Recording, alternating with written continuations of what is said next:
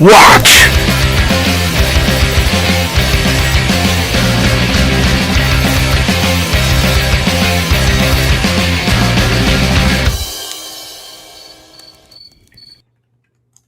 Hey, hello, we are here, and Chubby's already talking shit.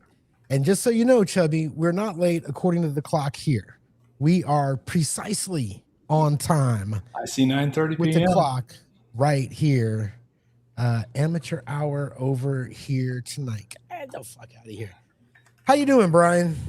I am all right. How are you doing? Having no HVAC for how many days? We had no AC for like 4.5, 5 days. But you have a brand new knee. How many days old is your new knee, you fucking old man? The titanium full knee replacement was on the 12th of August. I turned 55 on the 13th of August. So, yes, I got a new knee for my birthday, and it feels incredible, but I got a long road still to rehab ahead. I am on a small amount of painkillers, so I apologize to everyone in advance. So, but You yeah. should take more. It'll be good. So, have you been able to game at all since you have? I gamed the weekend before the surgery because I knew I was going to be out for a little bit. So, Right. Well, I had a great game. I'm in a morning game with my really good friend Rob Alderman and some other folks, and we had a great game this morning. It was a lot of fun, but just to get in, we don't have a guest tonight, so we're just going to be hanging out. This is a this is a chill stream. Anything you guys want to talk about, ask a question, give a suggestion, and we'll do the thing. But my time has just got cut in half at least. School started, football has started. Yeah, Friday Night Light means they got to train on Thursdays. Yeah, Yeah. Texas. So I'm gonna have to switch. I have a Thursday night game that I've been doing, and that is we're gonna have to switch.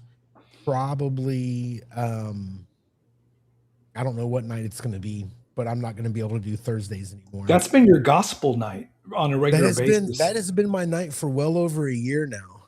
Mm. So that's it. Question for the panel: what game purchases have disappointed you lately? I don't know. Has anything disappointed me lately? What do you buy? I don't buy. I steal all my. No, I steal all my. What's the last three things that you've purchased that were hobby related? I got Barrow Mail this week. Matt Tapp's new game. You will not be disappointed by that. We know that. Will not be disappointed by that. No. I don't think I've bought much recently, and I just sold off a bunch of shit. Like I sold a lot of stuff off. Oh well, thank you, Flint. It smells great in here. Yeah, I sold. Man, I don't even want to talk about what I sold. I sold a lot of shit. I looked at there were even games that I really, really liked that I got rid of because I just know that I'm not going to play them again. It's just not going to happen. Getting a group together to play them isn't going to happen. It's like I got to fight, to get things going, and I just.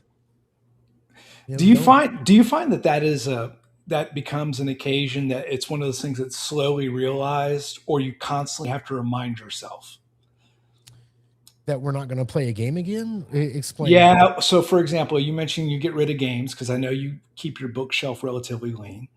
But whenever it comes to curating what you're going to maintain, Greg just went through this when he relocated to Carolina. He had to get rid of a bunch of stuff. When you lose those items, is it something that you kind of come to the eventual conclusion of, or sometimes you're like, oh man, I got too much stuff.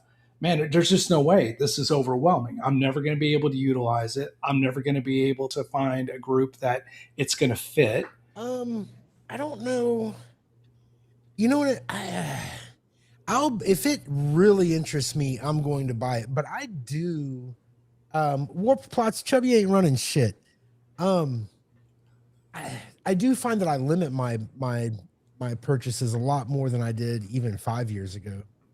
You know, if it's not old school D&D related or whatever, I'm not. I'm probably not going to bother with it. Um,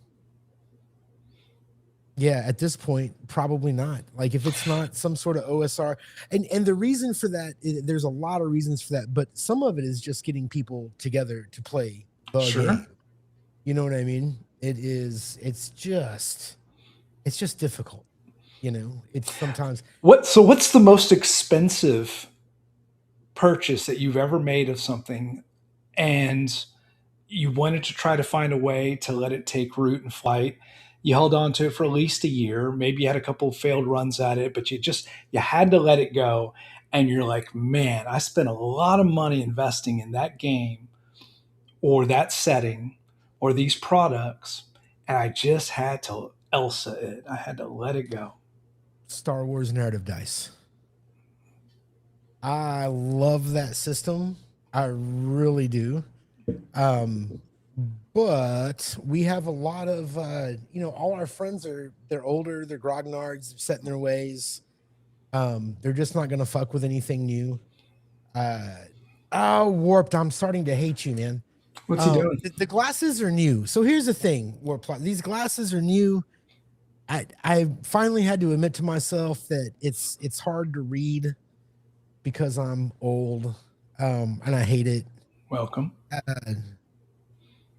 the college professor, at least it's before the era when higher education became gay. I also like shaved for the first, like actually used a razor and shaved for the first time in like a year. So I am looking a little bit odd. All right, we do have a couple questions. Hold on real quick. Here we go. Da, da, da. I got to learn how to work all this shit. I know. I was about to say, yeah.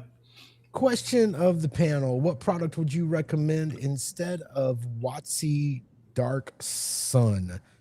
Um, well, I would say that Mr. Funster has a game coming up pretty soon that is going to be very reminiscent of Dark Sun, and it's probably going to be better. So I would say check that one out.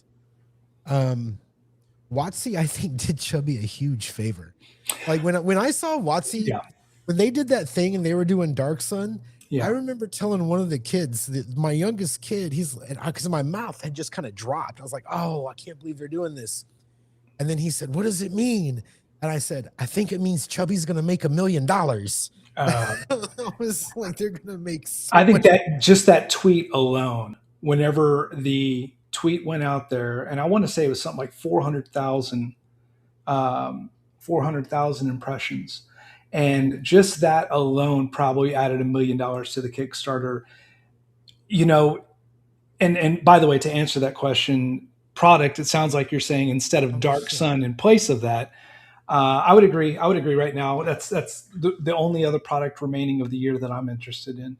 Um, but man, oh man, Oh it's shit! How do I get this off of here? you just had it off. You did it. It just No, I it didn't. disappeared. Yeah, Go go. ahead. Keep talking. Keep talking. Point being is that I don't know if I've ever seen a moment in real time that I could recollect so noticeably and powerfully. And maybe it's because I've become connected with a lot of really wonderful people like Greg, and that I'm aware a little bit more behind the scenes as opposed to just being, the GM on the outside.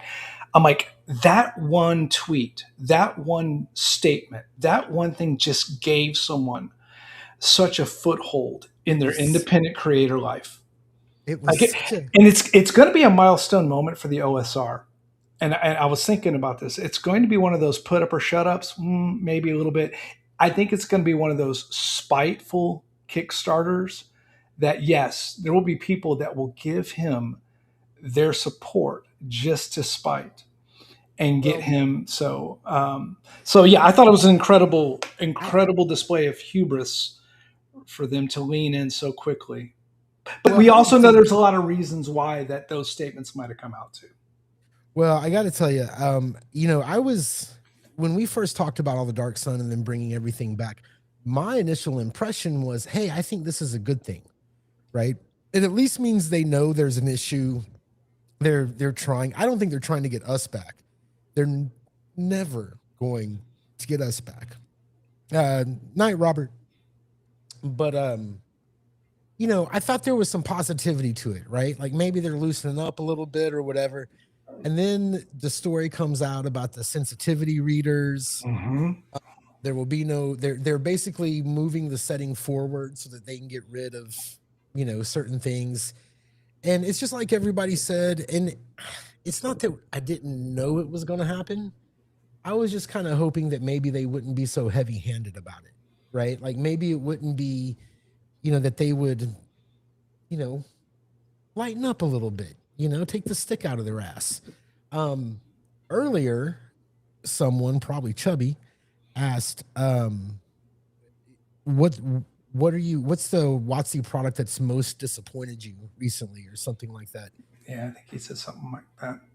I got to tell you that I have not bought anything by WotC since 2019, 2020. No. Yeah. I mean, I just haven't bought anything. There's nothing they do that interests me.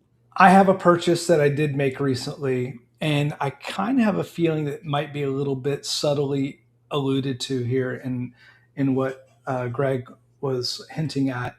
And you know this because we talked about it a little bit probably a couple months ago. I was disappointed in the player's book for the Western Reaches. Um, so Oh shit, so here we that go. that one I was for Shadow, but I'm not yet fully into that commitment. That I'm not. Once I see the GM book, I need to see the GM book. Uh, but the player book I felt left some stuff to be desired, and did not feel it was. It disappointed me. So Well, yeah, I remember us arguing about that because I thought it was hilarious because I feel like we were told exactly what was going to be in the books and everybody's goodwill. sure, They were cool about it. I don't know that it's fair to judge the player's book that was released until we get the rest of it, right. right? I It think was it was because, my pure yeah, emotion of seeing that map, and I was like, this doesn't make sense to my brain. This is dumb, and yeah, I've come around to understanding that the most important trait you always have to have, not just with these Kickstarters, but with settings. You have to have patience. You need time to go sit with something and be able to explore, because there's no book that's ever, and I doubt even the original setting books from TSRs, they were not flawless. There were things that you had to sift through. You had 96 pages that you had to sift through to find 24 pages that you were going to really be able to use. So it's a bit hypocritical for anyone to assume that any product, if you take it a certain sliver of it and look at it and say, well, because this isn't here, or because this was here and it didn't need to be here, or because this was here and it wasn't done the way I thought it was going to be, this is I can't use this. This is worthless. This is not going to be any good whatsoever. And I will include the 2027 Dark Sun Wizards of the Coast 5th edition in that. I do believe that there will be items in that book that will be of use, I don't. that I can pilfer. Well, I'm very vetted in the system. I personally do not like the designers, Billslin and Mackenzie. I do not believe that they will be able to. It will be the stepchild failure, the stepchild designer failure. I think of this regime right now, because they aren't the originators.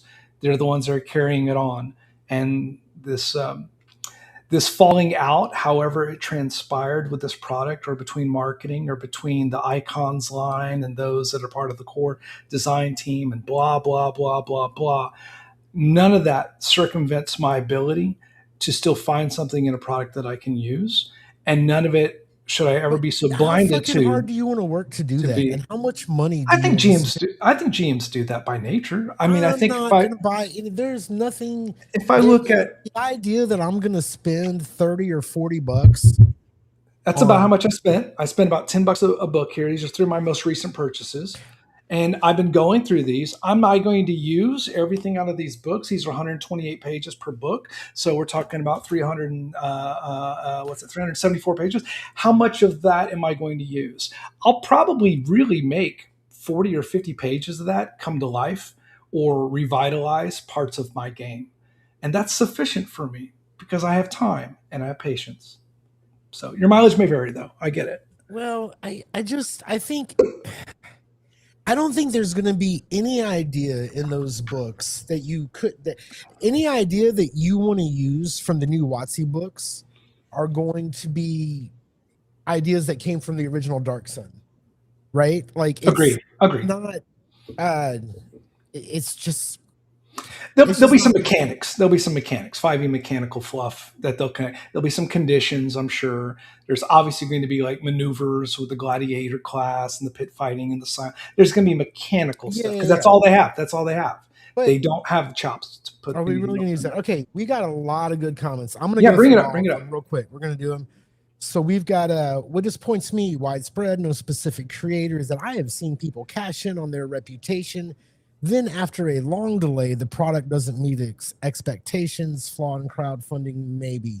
Mm-hmm. Um, yeah, Mm. they people are cashing in on their reputations. I think that that whole icons, with the part of the D&D presentation that all the old timers come up.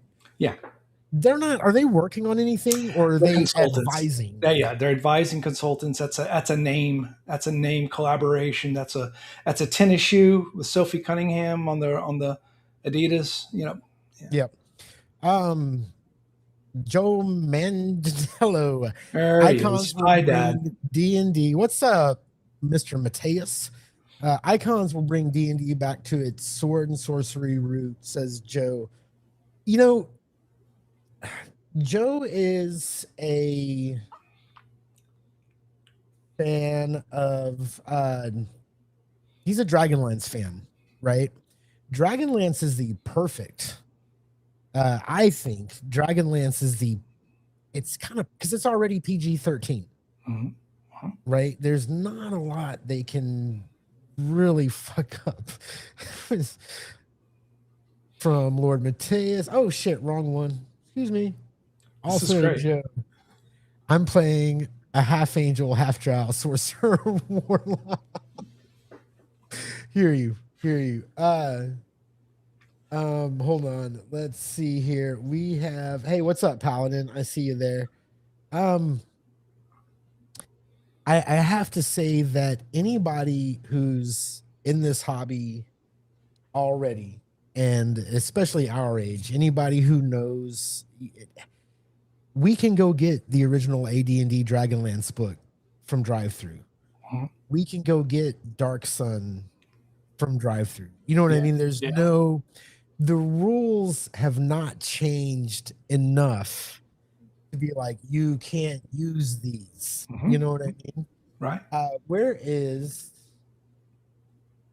Flint? December is coming, and Watsy will likely clean house again and use the next few product failures as cause. Write-offs are needed. Yep. Yeah, yeah, pretty much. You know, it's hard with Watsy because I feel like I'm one of the few guys here who is like, I really want to see brand name Dungeons and Dragons succeed.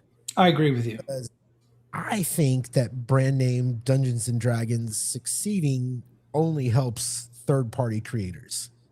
I think it only helps our friends. I think it only helps the hobby in general.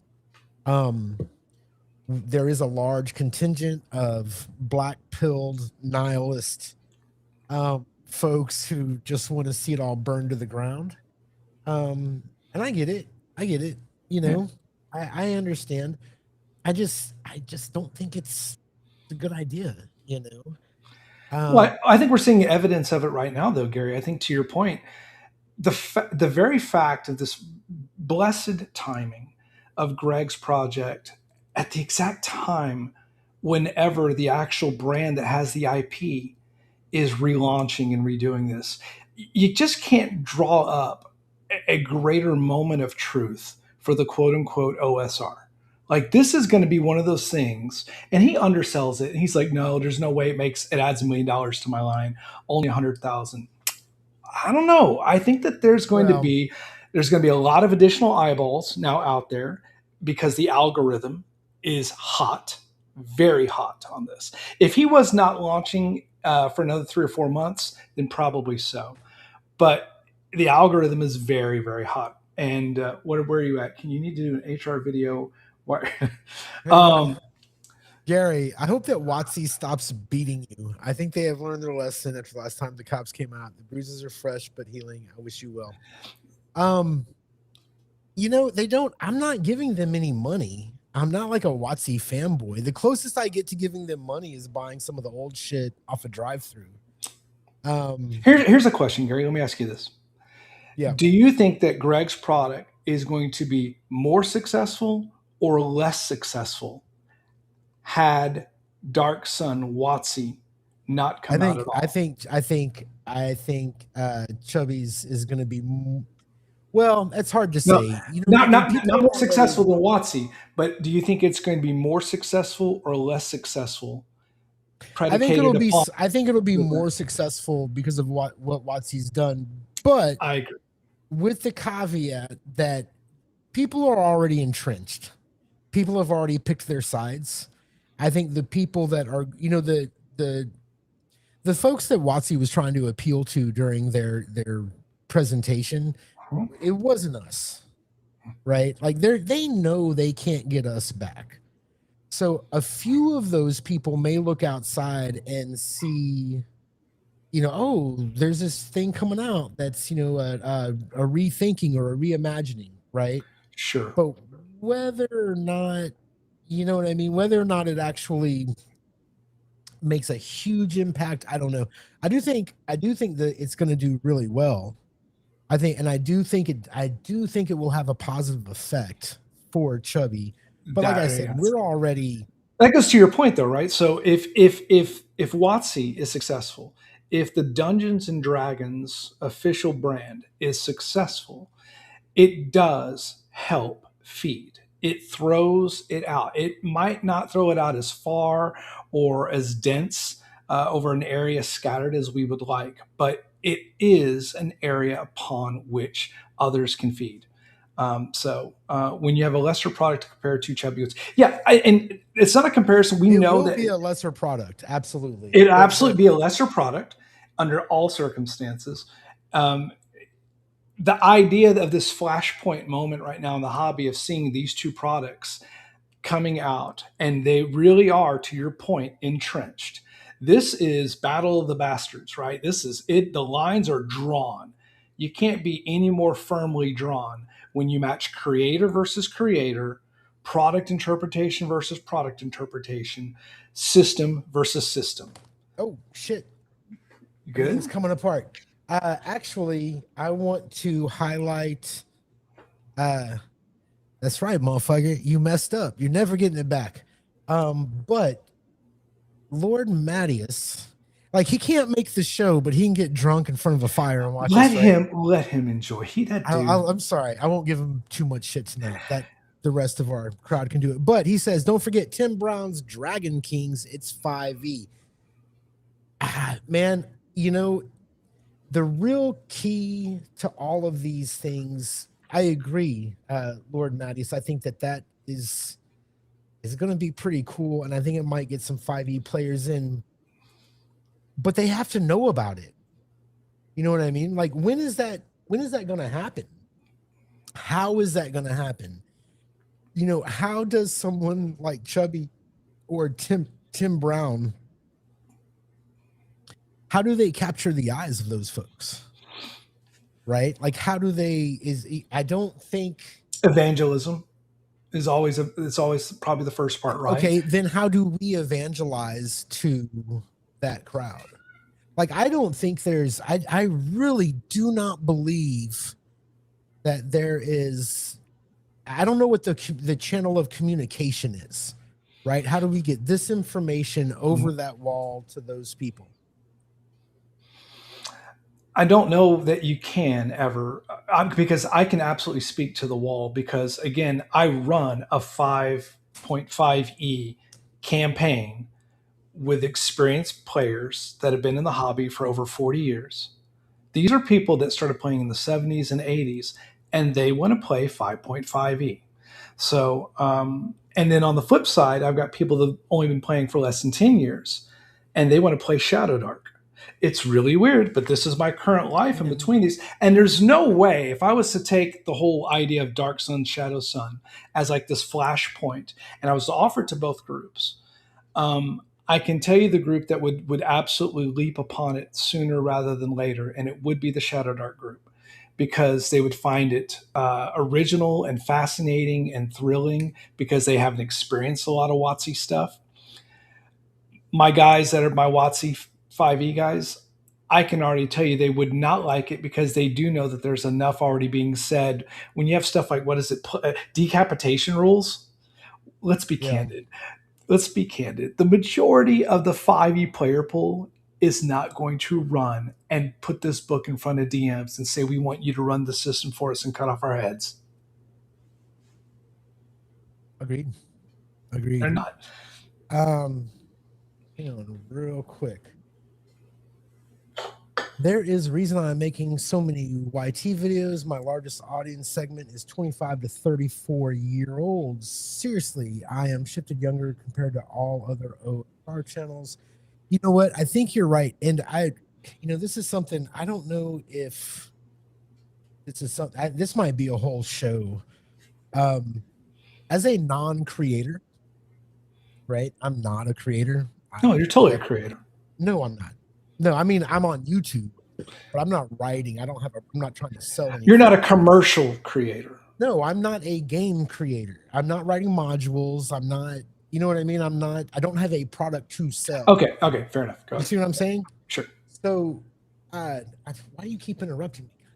What I wonder is because I'm losing my train of thought, Brian. What I'm wondering is can you be successful without YouTube? Or how successful can you be?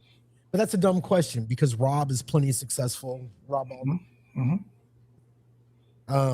I would say Gillespie's fairly successful and he doesn't have a YouTube channel. So maybe that's a dumb question. It is extremely helpful to be a jovial guy that builds social network connection with people. You can't sit back and rage at people. You have to be Absolutely. positive out there in the community. I agree. Yeah, I would agree with that. And you can't, man, I know that I feel bad. I don't want to like start calling people out, but I do wonder. Nobody's watching us tonight. We can Yeah, get nobody's spicy. watching us tonight Nobody. anyway, right? It's just Yeah, we don't have a good guest though, yeah. so it's just talking. So, like, I wonder how much RPG pundits videos help him. And the reason I say that is because he's not really I'm not gonna go to his channel for like this positive, uplifting, let's all game together and have fun kind of message. No. You know what I mean? Like he rides the negative, you know. He's And very TMZ. He's very Perez Hilton. yeah, and I don't Hobby. know, and I do wonder how much it helps him, but I think Chubby's onto something. You do have to be positive. You do have to be the fun guy. You have to show good faith, right? You have to Good show faith good outreach. Yep. Whether you're somebody who's doing it for the first time, like that kid that we saw at North Texas last year, and you're trying to pull me over to his stable, and you're like, oh wait, come watch the Hell March guy. I don't know if he's a kid or whoever he is, but like whether you're somebody who's meeting someone for the first time, because I didn't know him heads for tails, but you brought me to him, evangelism. So here we go, we're circling back to that. But you brought me to him, and then he had me, and we don't know each other. I guarantee you there are things in the world or in the hobby that we disagree on, but he had to go in with good faith because he has something he wants to present and he wants to get my opinions on it. And I thought Hell March was awesome. I thought there's some cool stuff with it. Have I used it? No. Do I own it? Yes. Are there things from it that I might pilfer at some point? Totally. Then you have like the flip side if someone is putting products out there, and even if they're great products, but you always are going forward with a bad faith assumption or just saying it's the sour grapes factor, right? The whole fable of the fox and the grapes. Well, they're probably sour anyway. So let me curse these grapes. Well, guess what? Those grapes are my niece and her generation and their players. Those grapes are like my three wives group. Like women Mhm. balance their centric tables, of which I run a lot of women balance where they are majority You tables. play Like with girls, bro. I I don't do, I know. do, and so like you've got to go in with positivity. It's the Kelsey factor, right? Everything that Chubby just said. When Kelsey has gone forth in a lot of good faith. And she's had to cross a lot of lines and had to withstand a lot of stones of are you OSR? Are you not OSR? Are you a plant? Are you not a plant? Are you like she had to endure a whole lot of scrutiny, probably more than just the typical. But Rob Alderman is also another good example. He's a very good faith forward creator. Like if you go in and you're going to talk with that guy, he's going to go in saying, you know what, let's talk about something that I created and maybe whenever I talked to Rob at North Texas, it was like the next to last night, and we talked about that third volume of Gods of Forbidden North. And he shared with me something pretty special, and he looked me in the eye and he said, "No one else has seen this. No one else knows this except my wife and now you." And we talked about why. It was a moment that first off, I just had to give the dude a big hug because he's pretty huggable. But for him to be a creator out there doing this, it's not because he wants to make a buck, because you can see that in a creator. You can see that within whether it's their social media presence or whether it's how they handle a question or how they handle being interviewed. You can tell whether somebody's in it for the love of the game or they're in it to just be like, I'm going to push myself into the zeitgeist so that I can start to get this accrual of interest that I can monetize. Yeah. So I think that those people get found out very fast. YouTube, Chubby's absolutely more qualified to answer this than most because he's seen a lot of good pop. Because he also has a great diversity of thought in his topics that draw a lot of attention. Yeah, the Rage Bait show. Was that Maddie? I guess it was Maddie. Um, Yeah. yes, Sorry, I'm learning how to work all this shit. you're doing Do great, this shit. dude. Look at us. We're old There are school. plenty of OSR guys who are talented that do nothing but rage bait and chase YT views. Yeah, Yeah, no, yeah. I agree. And I've said, and I've got a lot of friends who are doing this, so they probably disagree with me. But I feel like if you are a creator and a YouTuber at the same time, I think it kind of, I don't know, like it I don't want to say it compromises you, but it definitely, I don't know that I mean, it's a great move for publicity, Hmm? right? Like Necessary. yeah. And well, is it, I mean, in I've seen today's Rob's market, books and he doesn't have a YouTube channel,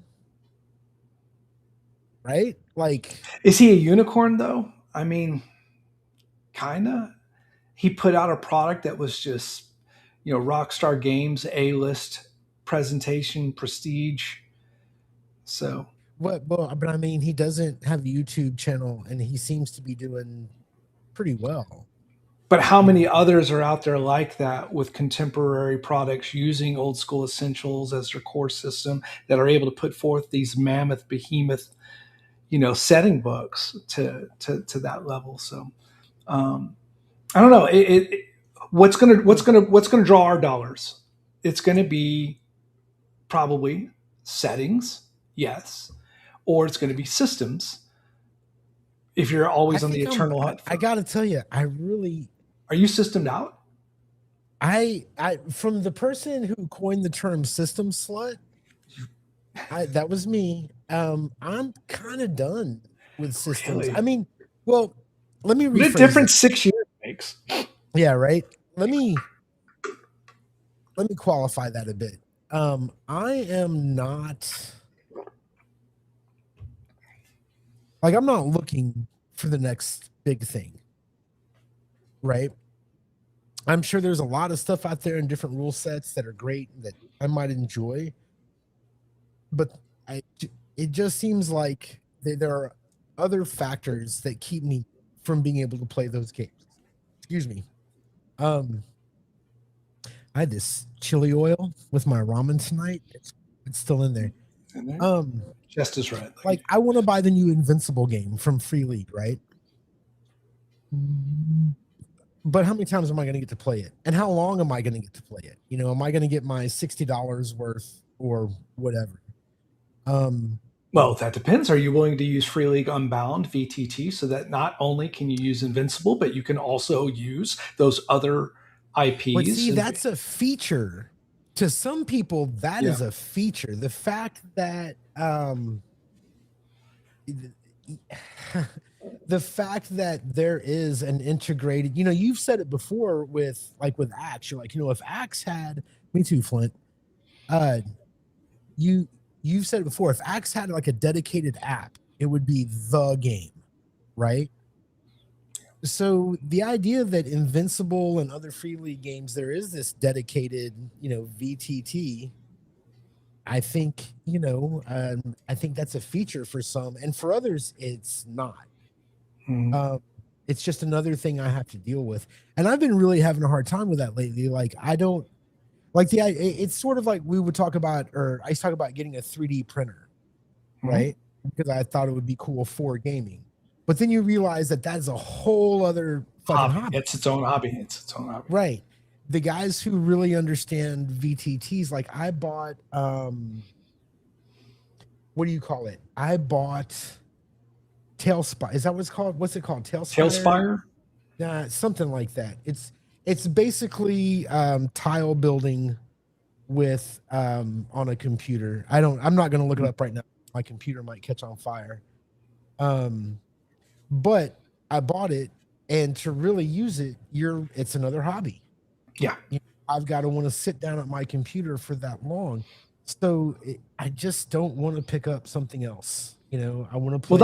the whole isn't that exhausting to think about, right? To have the whole Russian What's nesting up, doll Dan? hobby, to where you're a hobby inside of a hobby inside of a hobby. It's like we don't have time for that, right? Which kind of was my point that I was mentioning earlier. Is that we usually hit this point at some point. All the GMs who've been doing it for a long time hit this. My hard drive is getting maxed out, or my bookshelf space is getting full, or I know I'm never going to get to fully realize my Midderlands Shadow Dark mashup game, Yeah. despite having all that stuff from wonderful Glenn's pen that I want to be able to see fully realized. I'm never going to be able to use um, those tools the way that I originally purchased them 3 years ago. Had them shipped from overseas, very expensive. But Monkey Blood Publishing is worth it. So Glenn is one of the best in the business. Can I still use it? Does it still inspire me? Can I still do something with it? Yes. Am I going to sell it at some point? God, man, it's just heartbreaking to think about it because I spent I, $225 on it. I you should sell it. I've got this whole I got this my girl's like, You're hey, like the use old that yeller. power. Did you like old yeller? Just take that dog out. It's all right. That I was like, shoot the dog. What the fuck? She's He's a got dog, bro. rabies. He's got Shoot him. rabies. I don't give a fuck. You live in Texas. Yeah. Well, and that's also, having been sort of I don't want to say an independent businessman, but not having a regular job, kind of running around as a guitar player. Like if you see something lying around you're not using, like I'm gonna turn this into money, right? I'm gonna cast a spell and this fucking thing is gonna turn into cash. Um, I'll tell you what I can't sell though. You know what I can't sell? What I Hmm. haven't been I cannot bring myself, no matter how many times I say it. I sold all the Star Wars narrative dice Mm-hmm. stuff. I did keep two Genesis books because I do like the narrative dice, and I think I could, Okay. whatever, just shoot the dog. um, as many times as I say I'm going to get rid of my DCC, my Dungeon Crawl Classics Really? stuff, I keep it. Oh yeah, you held on to that. You did. You let go of your Star I've Wars been narrative. bitching. Oh, I did. And you guys were like, don't Wow. sell it, don't sell it. And I was just looking at it and it was taking up space. And you guys know I have that weird, like, oh my God, I have too much stuff. Like if I have to leave, it won't all fit in my car. And like, I can't, I gotta make We sure I don't can have to pack all worry my about you crap in my becoming a car. hoarder. Yeah, So no, I will never be a hoarder. Um, but I can't get rid of the DCC stuff. And uh even when I think I'm gonna get rid of my DCC stuff, I always keep like the Linkmar box set to the side. Oh, it's a nice book. Yeah, It's a great box set, you great know. book. Um, and I don't know why, because I don't know that I'll ever play DCC again. Hmm. You And how do you know, feel about that? I'm good. Right? You're at I'm peace with good it, with right? it. But it's a fun book to read. I like the way the book reads, I like the presentation. Sometimes I just like reading through the spell lists and all the, crazy shit that can happen, you know. Um, hey, speaking of, he says, I bought my copy of DCC to NTX to give away. I was given a couple books. I was actually given a few things. And now that I finally admitted I need glasses to be able to read things, I just want Atmos. I don't think he's here, but I just want Atmos to know that I will be reading things you brought me, especially the White Hack. It's on top of my reading list. It is going to happen. I promise you. It will not go to waste. I might get rid of it after I read it. What would you what have you gotten rid of, Brian? Because you're the typical you are like you're a game hoarder. All you guys with your bookshelves and your saving stuff. How do you feel about all these games you'll never play? Eh, I can tell you what's next up. What's next on the chopping block, which Shadow is Dart. no, no, it's not shadowed. Um, it is the A Life Well Lived, which is the 5e book that was done from the people that did the One Ring 5e. And it was meant to handle like campfire and traveling. They did two books actually. It's Journeys. It's the Journeys book and A Life Well Lived book. It's those two books from a company whose name escapes me right now. But those books I paid, 35 bucks a pop for them. Did the whole Kickstarter with them.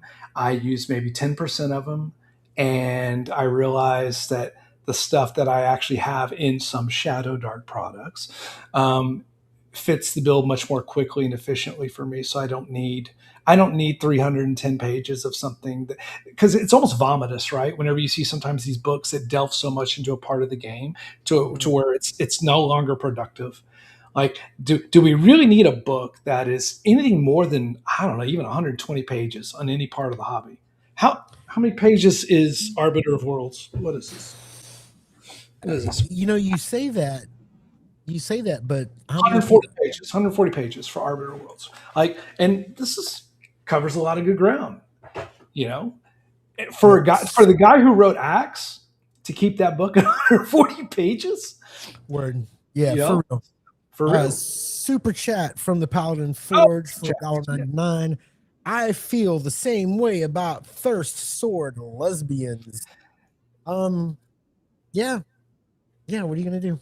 That he's not going to let him go, I don't know. Does that mean you're gonna let him go or you're not gonna let him or go? the first to go. Oh, by the way, yeah, if y'all do super chats and y'all want to ask very like just put us on the spot, feel free. Well, we have to answer honestly. So Trumpet has one in there too, also. G. Yes, sir. All right. Hey, what's up, Elf Hunter? We have another a $5 super chat. Even the games I never play can provide ideas and inspirations for other things. Yeah, I get that, but Yeah. is it really worth it? Like, if it really, like, I see, here's the thing. I turn on YouTube and my algorithm right now is pretty messed up. But when it goes to all the gaming stuff, you see all these guys with these bookshelves behind them, right? And they're piled with shit. And it's like, hey, I'm real because I have all this It's almost like stuff. desperate Tinder profiling. It's just Yeah. kind of like look at all these things I do. I, Look at all I the got a shit I dog. have. Here's my sunglasses photo. I'm wearing a muscle shirt. And by the way, I've been to the Grand Canyon. Yeah, So it's and you really have to ask yourself, like, for real, you're gonna like out of all of that shit, how much are you going to find that really gives you inspiration for a whole new thing, and how much of it's just interesting. There's nothing wrong with interesting, I guess, but eh. But gluttony is a thing. All right. It is a vice. And sometimes when it comes to the hobby, we do it from a sense of virtue. Okay, I want to give money to that creator, or I really want to support that one little game.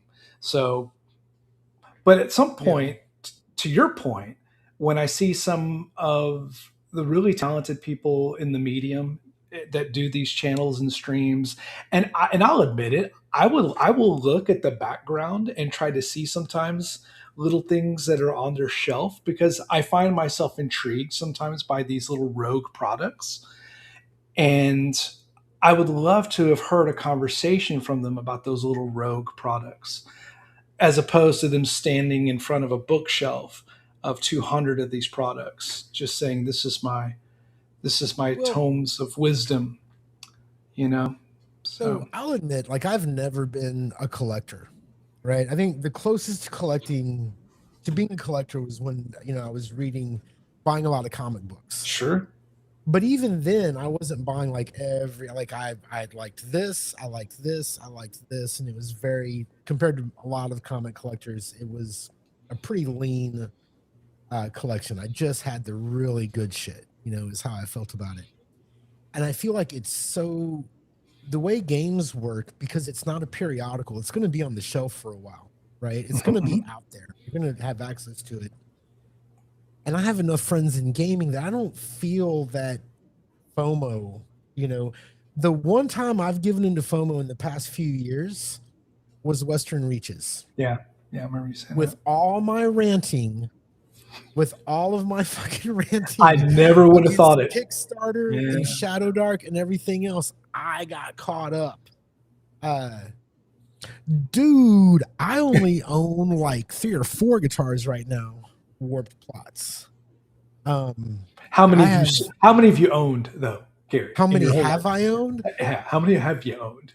Bro, that's That's like asking you your body count, right? It's yeah. kind of like, ugh. Let's not go there. Yeah, My yeah. girl might be watching. Um, yeah, I've had a few, but I get out of I'm not opposed to getting rid of things. Let's see. All right, hey, real quick, we're gonna need a really good question for Brian. I need somebody to give a really good question for Brian because I need to refill my drink, and I can't leave Mm. him alone with nothing to talk about. All right. Um, Anybody wants to ask anything and get an so I'm honest waiting on it. answer, no I'm matter waiting how on it. spicy the question, I will. But I will Brian's answer will controversial. not be spicy. Brian, you are the most diplomatic. I swear to God, dude. No, I have those things that You I are. no, I've got things that I'm passionate Wait, about whoa, that I whoa, don't. whoa. Chubby, why are you such a fucking. What are you talking about? Warped Warped plots. Plots question. Let's look at it. We'll I find it. don't know. Go It's okay. find it. You're doing great, Gary. I I know you're swear to navigating God, all this. dude. This motherfucker. All right, Hey, Warped. he's just you know what it is? There's a difference. Chubby, did you have brothers and sisters? Because I'm finding that as I get older, I can tell the difference between people who I found grew it. up. All right. Okay, here it is. So, question Warped Plots because Chubby can't have all the fun. Question: does a system need to expand with time with more rules and supplementals, or is it better to concentrate by shredding off rules and mechanics to get reductive almost as it were? I think there's a commercial answer to this, and we kind of know it. And the reality is that probably not. Does this? What does a system need to expand? What does a system need to survive? And usually, to survive, you have to continually offer carrots to the rabbits that are the players. So rules, supplementals, I think I about a can product. tell. So let me throw an obscure product out. We were just talking about this a moment ago, and it's currently on my hunt list, and I have a budget for it. I'm going to buy it. I know I'm going to buy it, but my budget's about $30, but I want a good copy. It's called Aurora's Guide to the Realms. and I think it came out in 1992 or 93. It's a pretty obscure product that's a little bit more than just like a magazine of stuff and fluff. But for whatever reason, I saw a PDF of it, and I want that book.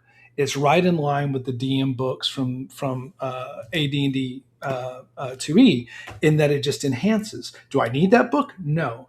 Would that expand as a supplement my enjoyment of any of my current games? Yes, even though it was designed for AD&D Second Edition.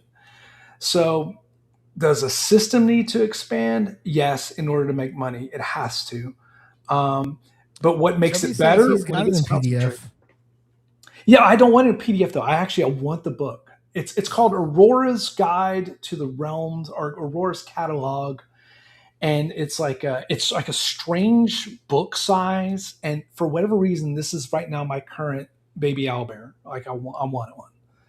Um, Hey, I want to I'm gonna go make a drink, but I want you to pontificate on this for a little while.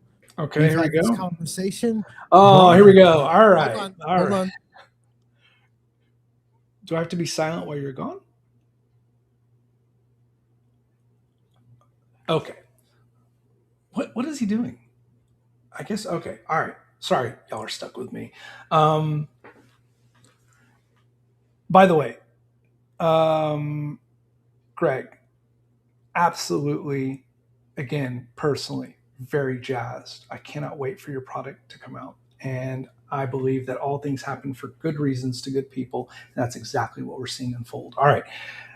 What should the Western Reaches map have looked like? I can't make that answer yet because I don't understand yet fully the intent of how it's being designed. I've only seen one part, which is the the player's book. I can tell you what I think. I think that the way Kelsey has put this world together, it does not feel congruent. And I already can see where this will be a problem with my current Isles of Andric game. We're doing Midnight Sun. We're about a year and a half into Midnight Sun now. And I know it will be a system shock for them to think that just this close away across the river was all this place. And it's not anybody's fault because Midnight Sun came out way after that. But it just felt very reductive, the area and territory. The map just does not do the scope of the project justice, but it's the player's map. So I cannot say that I'm disappointed. I was initially, and Greg and I had some private conversations where I vented because I'm a day one Shadow Dark guy. I'm the guy that brought this system to Gary and Matt years ago. I'm the guy that runs it at my local gaming store. And I can tell you, I'm not going to want to run it if the GM map looks like the player's map. I will run my own. Um, when we see a world that's made with I hate to use the word verisimilitude or realism because it sounds so much of a catchphrase right now in the hobby. But great maps are really just kind of they're in short supply. And if the whole premise of it is exploration and hex travel and giving that sense of wonder and discovery, but then to find out that there's no way environmentally that you could have the mountain runoff of water and have a place for it to amply be able to dissipate. And you've got swamps and deserts and all this stuff in this smashed area. There's Gary. So, in summary, I believe that the Western Reaches map should have looked like something that promotes a player's craving to explore. As it stands, from what is being shown so far, I just wish you would have gotten Glenn for that map. It does not invite a sense of realism of exploring the world on its own merits. Okay, I'll shut up for a while. Welcome back, Gary. Hey, I didn't mean to hold on, hiding this. All right, getting it back. I don't know. Let's talk Hey, Rob's instead. here. Rob is here. Let's talk instead about cannibal halflings, Chubb. Hey, man, why does everybody got to fuck with halflings?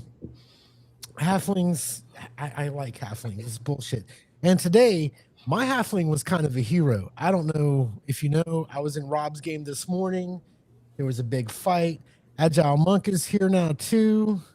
Thank you for being here, Agile. Um, I'm going to use this time to go get me a drink, and you guys ask Gary a question. I'm good. Yeah, Okay. I'm All fine. right. Although I did wait for a good question to come up. At Pulp Hammock from Chubby I've put them everywhere in Shadows, Son. Turn over a rock. Cannibal Halfling could be there. Plus, they have a whole island from which they launch pirate attacks. Beautiful. Um, that is great. I've run halflings. I don't really take offense to the cannibal halfling, but you, uh-uh. Londo's gonna conquer the world, Rob. You have no idea. I have plans for him. Uh Here we go. What's it say here? DM Cloak, are you on Second Watch D Discord? I if love to have you critique my map. Do you really want him? Do you really want him to be the judge of your map? Anyway, um, should it? Sorry, it got back into Dark Sun. Are you there, Brian? It got back into Dark Sun talk, and I really don't know much about Dark Sun. I do everything wants to eat the halflings. I'm not afraid of an ogre. I'm gonna kill that big ogre. I've been waiting for it. Not Okay, I'm to back. I apologize. Had to get the cat out of here. halflings. Thanks.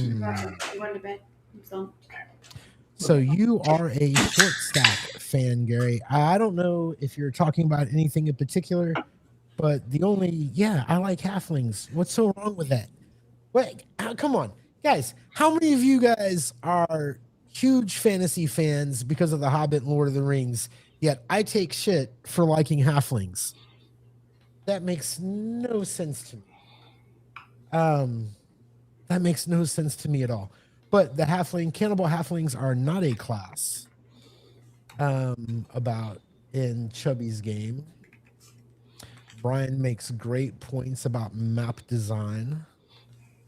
Can you still hear me? So My mic. yeah, I Okay. got you. I got you. By the way, Dan, is Dan still with us? Dan, is he in there? I don't know. He's on. Hey, thanks, Robert.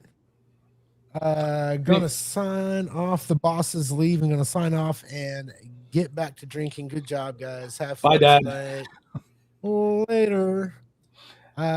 Thank you, Dan. Gary. Thank you, Dan, for the microphone, by the way. Yeah. Hey, Dan. DM Cloaker is using your mic. So Yeah. thank you very much. Very appreciative. Chubby Funster says Gary actually is a halfling. It's perfectly logical that he would love halflings. I have been accused of, I had hairy toes early and I'd run around barefoot. So, real quick, guys, I have to address this. I'm having a really odd night. The glasses, you know what I mean? They're just readers. But I finally had to admit to myself that I'm old and I need the glasses. The mic is working. We feel the mic is working well, Dan. Also, I shaved for real for the first time in like 5 years, and I trimmed the mustache. I'm a little off my game. No, You it know what looks I mean? awesome, man. You've got that. No, I'm a little It's off. big time. That's a mustache you can commit felonies with. So. That's a cop mustache right here. You know what I mean? Or maybe it's just a slight bit too long. I'm thinking Glorious. about taking it off. Actually, I'm thinking about starting all the way over. I can't We'll see what fathom. happens. Yeah. Make We'll sure see you what check with your happens. wife before you do that. I gotta check with her. Yeah, you What are do. you talking about? Especially during the winter. Thank you, Shell. Gary makes the glasses look good. The glasses do give Gary a rest. Dude, I'm so sensitive about these glasses. I'm really not having a good time with the glasses. Um, where are we at? Talking about games and things that we're not going to play and getting rid of stuff and what do you Yeah. keep and all the maps. Do you really, how much I like to make my own shit, right? So as much as we have friends like Rob and Matt Tapp and everybody else who are giving us, great game worlds to play in, things things that we can steal from and use. How many people out there are actually using the setting? Like, how many people are actually using that setting? You know what I mean? Like, I'm just curious. I would like some answers.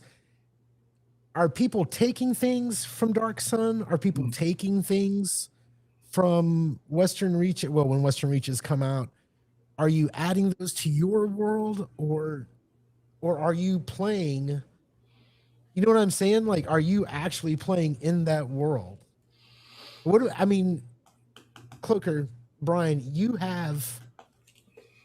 have all. I mean, you have all the stuff. You've read all the stuff. How much of it are you using? Like, are you incorporating it into your world, or are you playing in their world? That's a very insightful question, and it can almost so wonderfully be summarized. Like we know as game masters, and which of course 9 out of 10 people that are here with us tonight. Thank you everybody for joining us tonight. Well, Matt is enjoying himself, by the way, but we know that so many of us are game masters, and we often hear the adage: "Rules as written, rules as intended." So I think that's an interesting framework, right? Setting as written, setting as intended.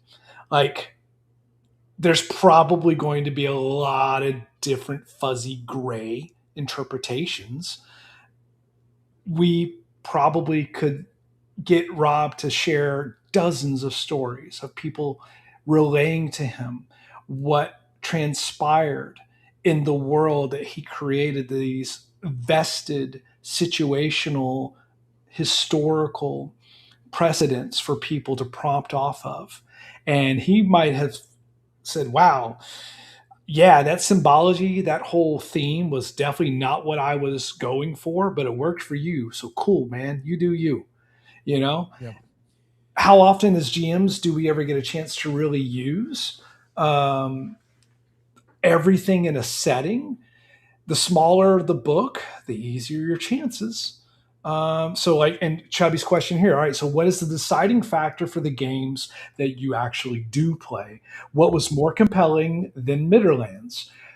Why is what you play so attractive that you have a hard time stepping away? All right. And I can speak to this exactly, right? Because Midderlands was originally designed, I believe it was for Swords and Wizardry.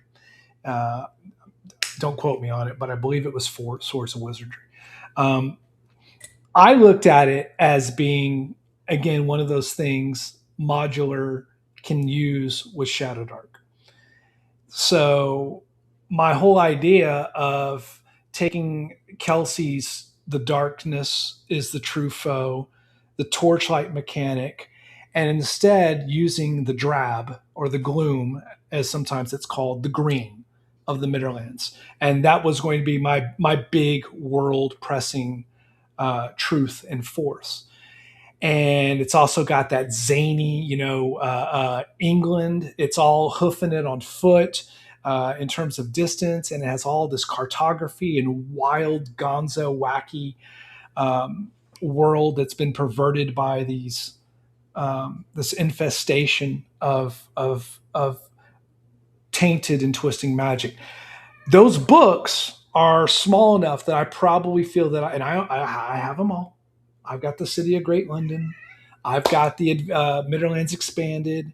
I've got all the Kickstarter stuff and everything. I'm in love with that setting. What kept me from running that on its own? Midnight Sun. Why? It was smaller, easier, more fully realized for what I needed to hit the ground running. So I called an audible. I had also asked the group what were some different themes. Norse, Renaissance England, or classic sword and sorcery fantasy, because I was also entertaining Greyhawk, and later Mystara at the point. They all went for Norse, so I went with Midnight Sun. So it's what my players wanted, but I can tell you now, I'm still happy with the decision to do Midnight Sun over Midderlands as a setting, because it is smaller, digestible, and I can expand upon that, which feels like an insult to all these incredible creators that put forth, it's the alderman factor, right? Gods of Forbidden North. I would love to run that. And I know that I would probably do a pretty good job of running that. And I could probably do a pretty good job of running that with Shadow Dark. And I could do a pretty good job of running that with Shadow Dark with my current Shadow Dark Midnight Sun party. But man, oh man, going through those books at the table, Gary, I got to be candid, man. I don't. It's a lot to peruse and to be able to reference. And so, don't get me wrong. When Crispy said a couple streams back, he said, "I don't like to refer to them as tabletop role playing games. Like to refer to them as pen and paper games." And I'm like, well, yeah, okay, I get it. I know what you're saying, the whole analog of it. But I also play with a lot of people that use different tools and enjoy sometimes things that are make their experiences a little bit easier. So Midnight Sun, I went with that. It was smaller. That's the reason why.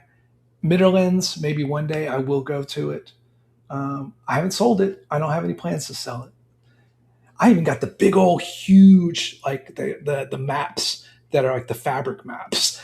That I have so much Midderland stuff. I have a painting on my wall of the aisle there. So heartbreakers, right? We all have them. You have them. What's something that you vested into that you know you're not going to sell it yet, and maybe it's a setting, it's not a system. I don't so I don't really I don't really buy settings, Okay. right? Like I have enough friends that I can borrow their books. You know what I mean? And I know one of the instant selling as a child, one of the instant selling points of role playing games is that you get to create the world, Yeah. right? So um that's that's my bag. I love that. I want it to be my world. Now, admittedly, as a kid, my worlds were not as good, as a lot of the published things. And I stole from published, you know, uh, I used all the Mystara books, You get our didn't steal, Nikos. you referenced. It's the difference. There you go. Um, it is so, but hey, Dan needs one more player. If you guys want to go for it, give him a call, send him a message. I got nothing going on. I'm on FMLA for another 5-6 weeks with this knee surgery, so I might jump into that. And no one's biting on my server games yet. I only got a couple people interested. That's I was noticing your 5 point. You posted a thing you would do a Nobody was 5.5. Nobody. wrong audience. I know. I'm gonna Wrong leave it. audience, man. I'm gonna leave it there. I had one bite. I got one bite, but it's okay. I'll leave it there because I would run a How 5.5e much of game. that do you think is fuck Watsy, as opposed I to think I it's a wouldn't lot. want to play that game? I think it's most of it. But I think anybody who's played with me or knows me for any length of time about how I work within the hobby that I cherish knows that me running WotC, people who have friends don't buy rule books. Um, I mean, no, sometimes that's the truth, but a lot of times I'll hear people talk about it. Like yeah, I'll hear people talk about a game or a setting or a module, and I'll hear enough to be like, man, I'm good. yeah. Or if I hear something like, what I loved about this module, and they tell me all about it, yeah, that's pretty cool. I'll do something like that. You know what I mean? Maybe I'll use that. Um, but I'm guilty, man. I do not buy. I want to make my own place to play. I think You where know we what I see mean? the failures happen so often, maybe the disappointment, whether it's the Kickstarter backer kits or whether it's the drive through, is when people try so hard to bring in new system and new setting. It's one of the biggest turnoffs that I briefly entertained a few sessions of the Draw Steel Colville stuff. And my group and I were like, all right, this is a little Epic Spell Wars is its basic game resolution system, and he's kind of a fiend for 4E. Okay, we see that. But then it was like he's trying to shoehorn his setting. I'm too drunk to taste this When did chicken. I say that? Um, I'm on my second drink, bro. I'm on my second drink. so whenever I see a new product come out, and it's like, okay, don't try to do both. Hey, here's this incredible rule set, and here's this incredible setting. I'm gonna tell you more often than not, unless you're Alexander, you cannot really pull off getting both of those things to land. And that's why the very best setting books say, hey, yes, we're using this as our chassis because I'm going to feed all my creativity into the setting. I'm going to make sure that this place lives. It gives you something that's going to provoke thought or get your players thinking or approaching things in ways that you normally would never have done because this book helped you break a cycle. But when people come out with a setting book and you haven't chose a good rule set to adhere it to, it's a tree falling in the forest. Dan, here's the thing. You said Thursday nights, and that's the problem. I just got my Yeah, kids' football schedule. My Thursdays and some of my Wednesdays, I'm just fucked. I'm not gonna be able to play it, and I would love to. Thursdays suck for me right now. I agree Uh, on the chicken breast wedge salad. That was yeah, delicious. honestly, that wedge salad with The two chicken breast at the Weston Bar slapped was very tasty. It was. It was Yeah, the great. food's not bad at the hotel, right? No, if it It's not wasn't that bad. bad. Oh But man, Gary, so back to the so right now on your for what you now have that yep. is physical media. Do you have more settings or more systems? That's a good question. So I don't. I mean, I'm looking at my two shelves. Um, you know what? Honestly, a lot of it is system. I've got Rule Cyclopedia, BX, OSC, Marvel, TSR Marvel, Shadow Dark, Lamentations. But I do have in between. Like I have Nebulith, Shadow City. Okay. Um, you know what I mean? So like it's a. I have all this. I have all the systems everybody has. Hmm. Let me tell you something about Shadow Dark. If I could sell Shadow Dark at half price books, if they'd actually take it, um, I think my copy, for whatever reason, like it doesn't have, I don't know if this has a barcode anywhere, No. but on a Oh, lot of these books, if it doesn't have a barcode, if half price books would buy this, I'd have probably sold it already. oh, Like I'm not kidding at all. I'm not gonna play Shadow Dark. I'm just not, dude. That's not even a slight against the game. Just it's not. It just doesn't interest me. you've come You to know, terms that it has only a finite amount of utility for you. I will. I'll play in someone else's Shadow Dart game. Sure. You know what I But, mean? but But you would OSC. You would OSC. yeah, I would. If I would BX. I mean, OSC. Here's the thing: BX, Spec Me, OSC. It's all the same Mhm. fucking game. You know what I mean? There's no really. I don't think there's not much difference. So yeah, um, I would definitely I'd get rid of it. But no, nobody's gonna buy it. But it sounds like you have Um more system stuff. You have more uh, rule yeah, setting well, derived but because you yeah, create your own settings. You like to self I'm manufacture. exactly. And OSC is really for me just a better laid out BX. But that's something we can talk about because the OSC 2026 update just dropped and I finally had a chance to look at it this afternoon. What do you think? Um, Well, I'm interested in what our audience thinks. We've got Rob, who's written a lot for OSC.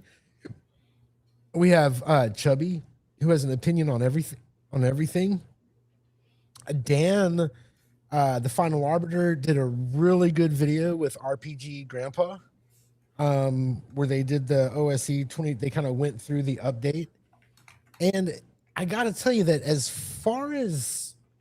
far as I'm concerned, what they did is they made the BX of it optional, right? what attracted me to OSC was, hey, thank you, Flint, super chat, $2. I'm saying, but thanks, Gary and Cloaker, for subbing. I'm fucking in this show, man. My name's on the card. I'm supposed to be here. I'm supposed to be here every Friday, motherfucker. I haven't taken a vacation. Anyway, yeah, so the thing that attracted me to OSC in the first place is now optional, right? Like the OSC, the basic, before the advanced book, before the advanced set, because I have the little books, right? The whole point was that it was a clear translation of the BX rules, right? And I love that. You know what I mean? I like race as class. You know what I mean? And I liked, Mhm. if you look at the, what is it? It's not Curse Scroll. Fuck, what's the magazine, the OSC magazine? I loved how they would do like the extra halfling classes, like halfling reaver or halfling storyteller, or Mhm. what, instead of doing the pick a class, uh, pick a race. Um, and now I just don't know. You know what? Matt's gone, right? I'm Matt's going to. gone. Matt is gone. Give me a second here. I am going to do a thing. Love it. Go Rogue. Mr. Yeah, we're going rogue right now. Mr. Dan, now that he's gone, I just sent Carcass Crawler. Thank you, Dan. Dan, I just sent you a link. Come see us. Because Dan did a really good breakdown of the 2026 thing. And I don't know. I don't know how I feel about it because I'm so sentimental towards BX, Mhm. and it was everything I wanted. I didn't need Wow. anything more. Okay. All You right. know what I mean? Yeah. Yeah. So it's kind of, for me, the welcome, Dan, the final. How drunk are you, Dan? I'm not yet. Greetings, Well, fellow catch up, watchmen. bro. Welcome, immortal. So Dan, you Yeah. did a really good breakdown of the stuff. What general impressions? With OSE 2026. OSC 2026. If you have OSE now and you already know how to play games, all you need is the 7-page PDF that they released. That's free on drive through.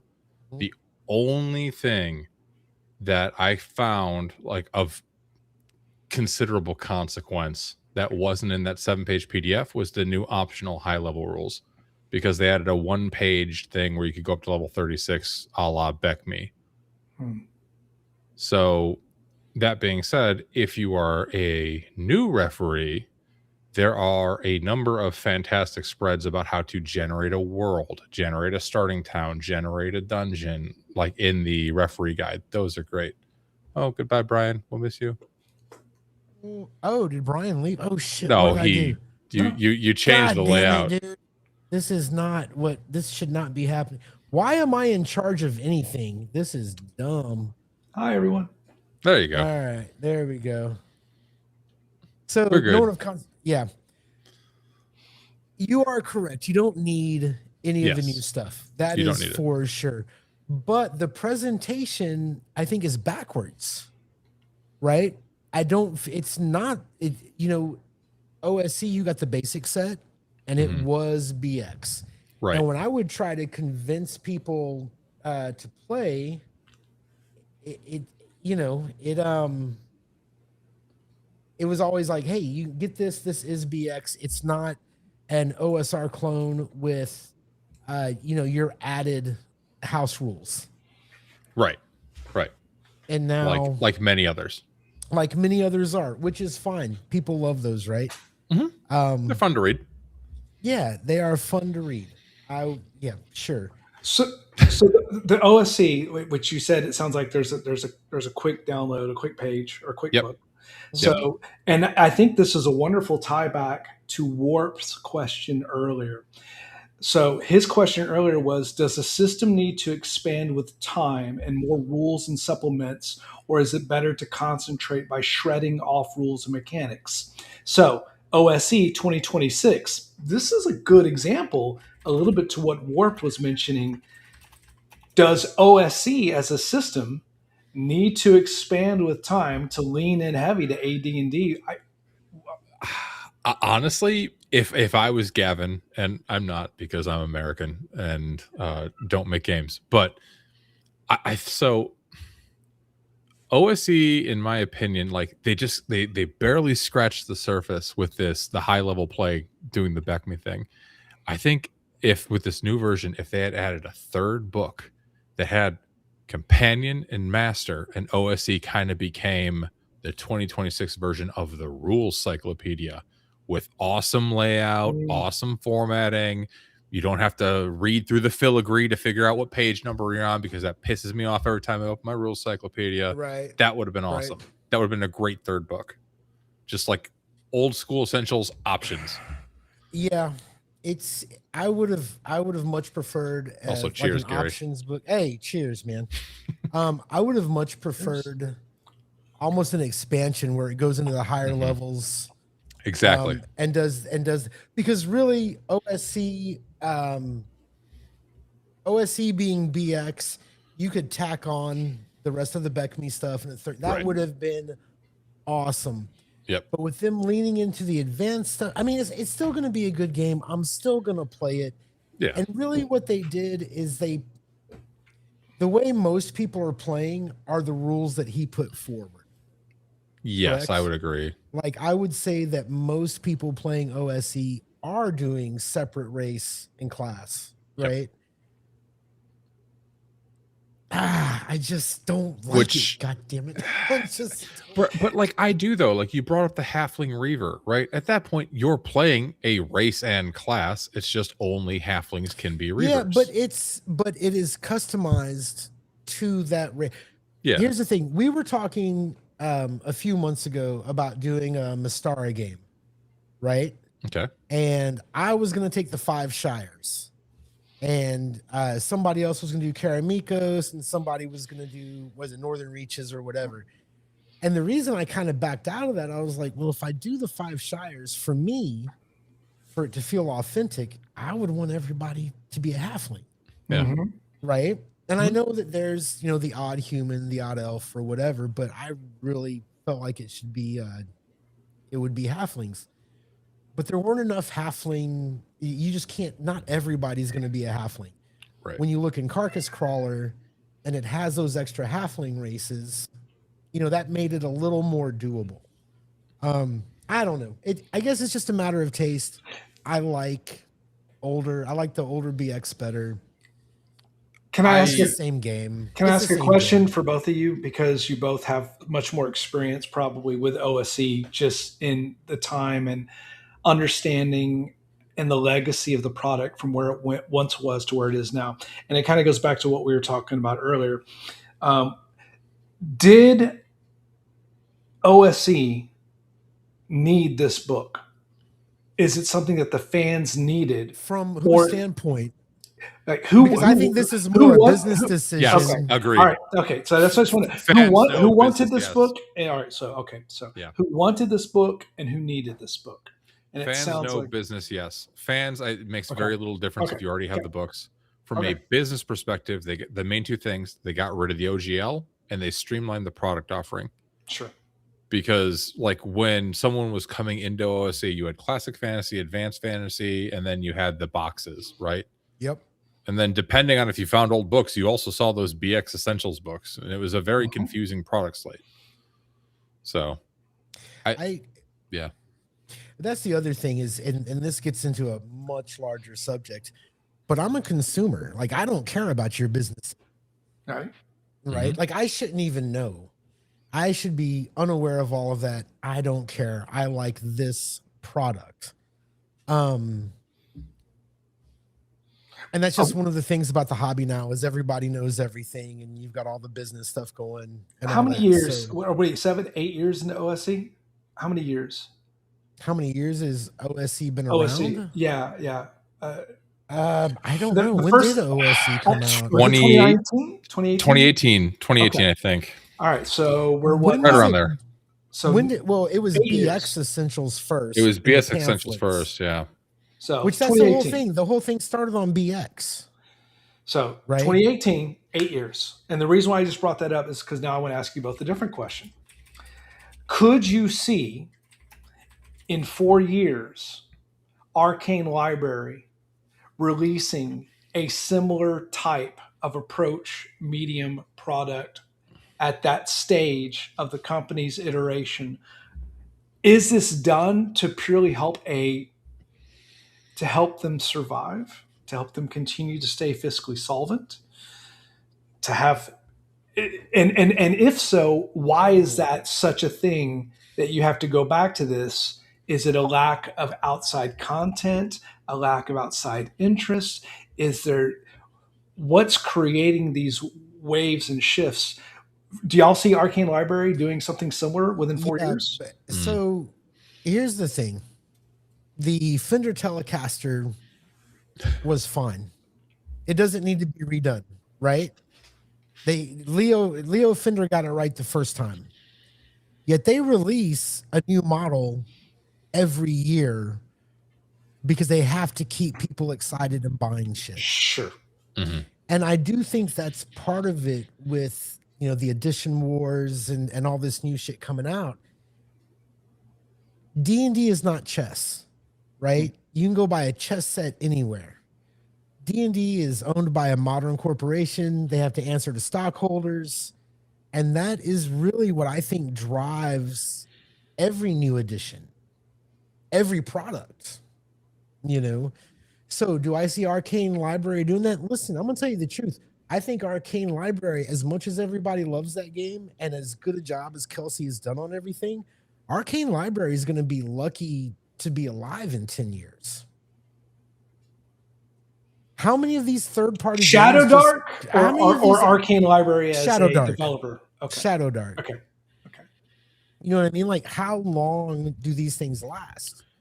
Yeah. I know I mean, Swords and Wizardries, all these other clones have been around for a while, but it's up and down. yeah. They all kind of have their heyday in the spotlight. And they have since, 2007 when Ostrich came out and Basic Fantasy came The out. new and Ostrich World books War look came out. so good. I kind of want them too. They're very nice books. Matt and Susie did an excellent job on them. So, but no, I tend to agree with Gary. I mean, everything ebbs and flows. I'm sure there will be some new hotness that comes out at some point. To be perfectly honest, I first heard this from the Black Lodge guys on one of their streams, but a lot of the people that grew up really heavy on third edition, 3.5, and like that character build heroic type game, there could be an OSR 3.0 or 3.5, and that could take a lot of people by storm. So I would think for Paizo's continued existence and survival, they will find a way to stake that claim before anyone else gets there. But yeah, but it'd be Paizo's got a whole different set of problems they're yeah, dealing Yeah, with no, they right do. now, They do. dude.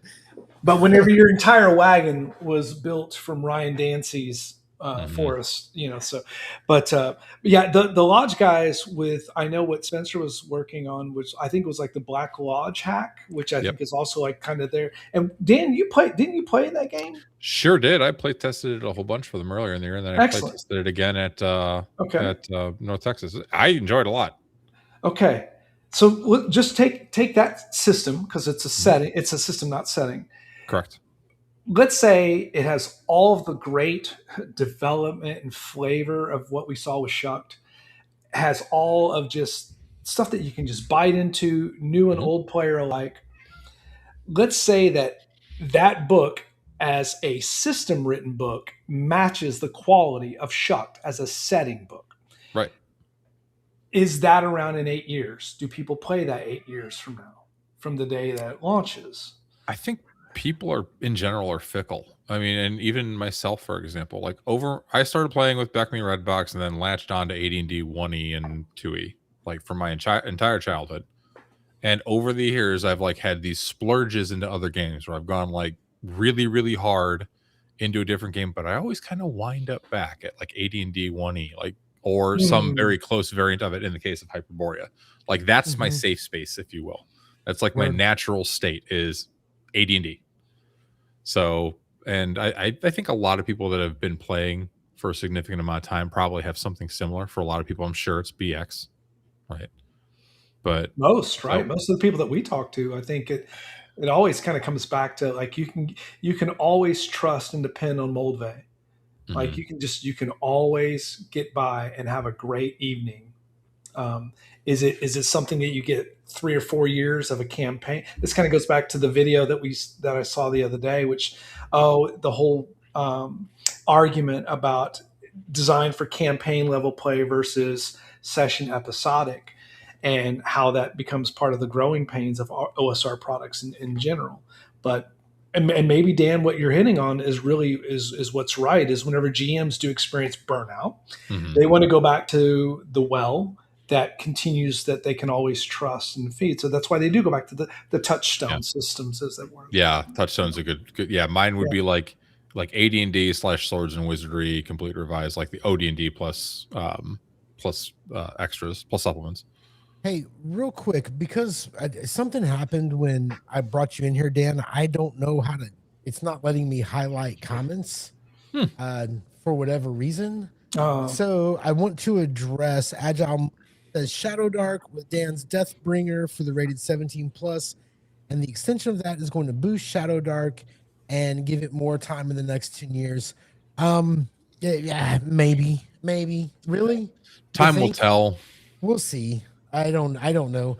I think that Deathbringer is probably going to be a really good product. Like I'm not against Deathbringer. I think it will add something to games.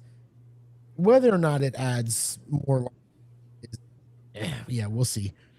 Yeah. Um, Dan, Kelsey, Stephen Glicker, Jesse, Kelsey's wife, and Mark, Creative and others are giving it great new life. Agile Monk says, he continues, I am very well connected to the industry and the market and their plans. There are some even bigger things coming with this because Luke Gygax is playing all the players. Yeah, okay.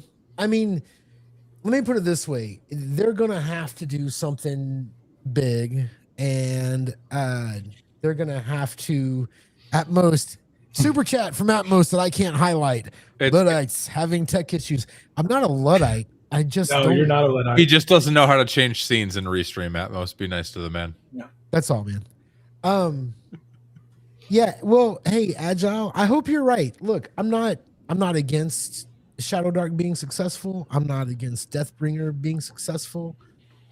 However, I just don't. Uh, really, is it going to make that much of a difference? I don't know. I, hot take, maybe. I was more interested in Deathbringer before it became a Shadow Dark product. Word up.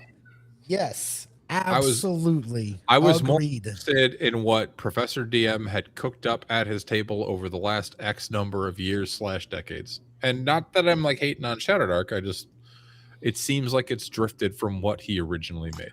Dan, I just think you so succinctly vocalized or spoken the truth. My reticence about Deathbringer and Yeah. what's been kind of latent with me. I'm very fond of Dungeon Craft and what that channel has done and what he's done for the hobby. It's how Gary and Matt and I all met, Yeah. and he's obviously just been a battery, not a vacuum, in the industry. He's given life and energy, and that's what you want. And it has been a little bit sad to see almost like this reimaging, this sleekness of going with. I don't say the cool kids, because Glicker is a pro. He knows the ins and Yeah. outs, obviously, of the business, and then Kelsey obviously has done all the necessary. I think Hank is obviously part of their connective tissue because Runehammer and all three of them are shared that same local learn language model of the hobby. But I think you hit on it. That's kind of been my thing. I went through it. I wanted to like it, and I was like, well, this just feels like something that's now kind of tacked on a lot of other stuff. Yeah. And but when you look at just the whole punk rock, the EP, nature of just that little trifold of how it all started, Yeah, And it's like, but I also understand, dude's got to make money. I mean, Well, he beat cancer. You got to pay down those bills. hey, you that's So, gotta pay true. the bills. you Yeah. know, I I'm in general, I'm pro Professor Dungeon Master. I'm too. I still watch his videos. I still like I what do too.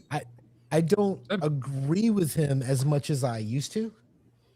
But I do like his videos. Um, I think that Shadow Dark made such a splash that I Mhm. think a lot of people shifted their plans. I think it was kind of obvious. Like, I think it was, I don't know for sure, but it seems to me that Deathbringer was going to be its own thing. Yeah. Yeah. And Shadow Dark came in and just kind of bullied its way into the room to where you kind of had to, if you want to get in the club, you got to know someone. I You mean, know what this I is the mean? guy. He reads prospectus. He reads CEO verbiage to be able to Right. do so. I mean, he knows how to read tea leaves.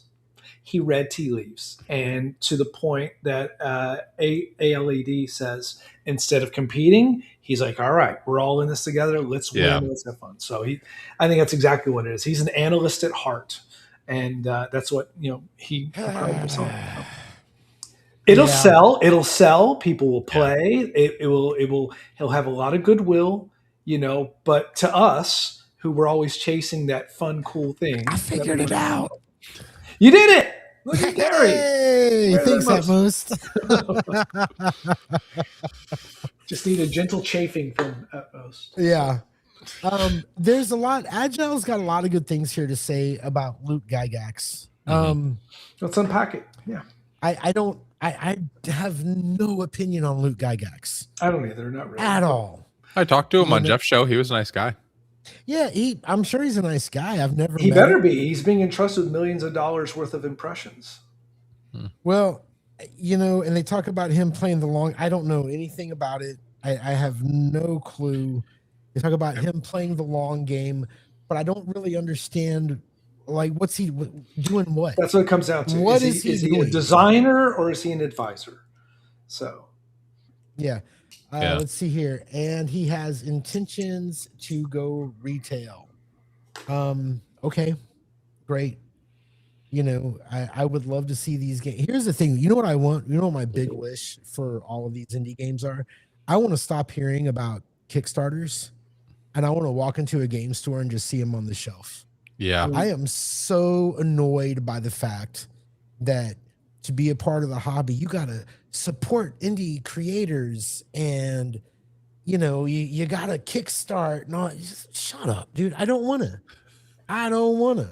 You know what I mean? I don't want to wait 2 years for Yeah. some to spend my money. It's such a horrible fucking model. I don't know how to fix it, but that's none of my business either. I shouldn't know any of that as a fan. well, I mean, if you invert it for a moment, from the creator standpoint, it's a way for them to stay solvent. They can be Yeah. above water. They're able to go ahead and be confident and not anxious. They have the capital, literally, to be able to start doing what they do, which hopefully they do well, because we know there are flash in the pans, and then we know there are the ones that are able to put forth sustained creative success. And so, but I am burned down on spend. Like the only Mhm. thing left on my queue is Greg, and then that's it. I'm done for the year. I have two. I have So Shadowsun Revised, and I'm going for Jordaба, Matt Finch's world setting for oh, Swords cool. and Wizardry in Osric. And Because I cut back this year. I don't know about you two, but I also cut back my spend this year. yeah, I have two because I'm very tired of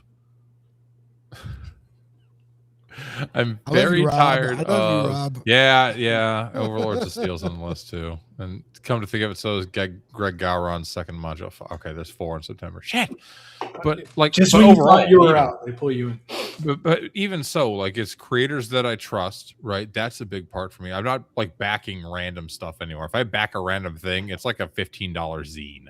Sure. So if it never shows up, I don't care. And I mean, truth be told, Western Reaches has taken so long to come out that it's like, by the time this shows up, am I going to be running Shadow Dark?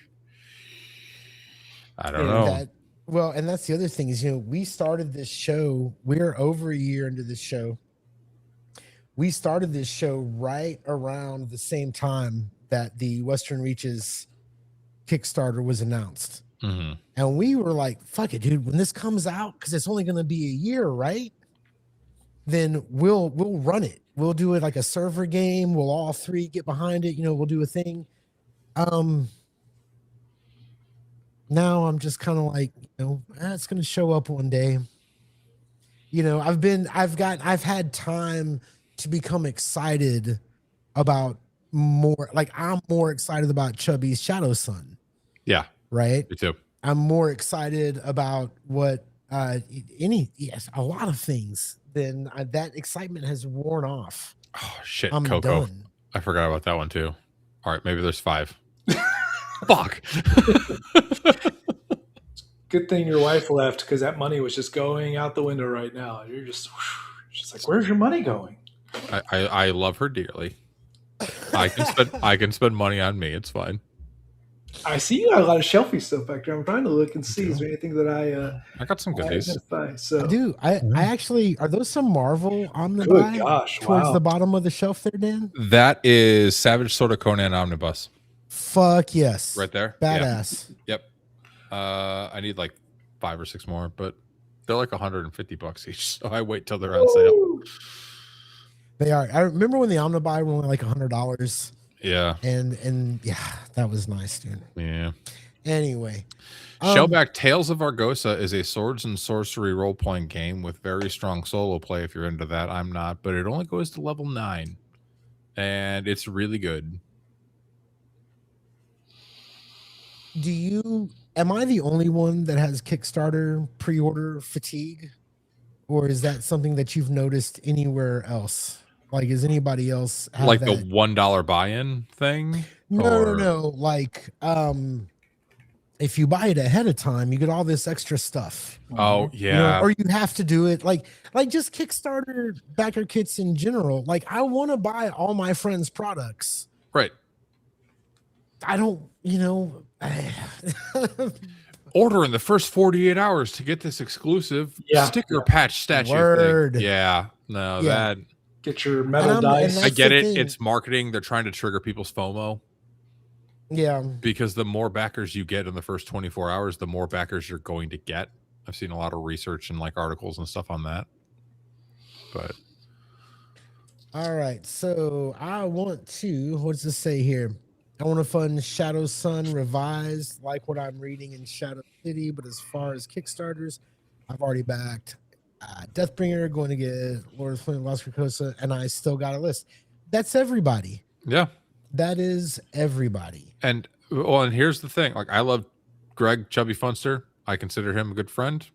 And you should totally back his Kickstarter because it's the only time you'll be able to get the offset print versions of the books, if that matters to you.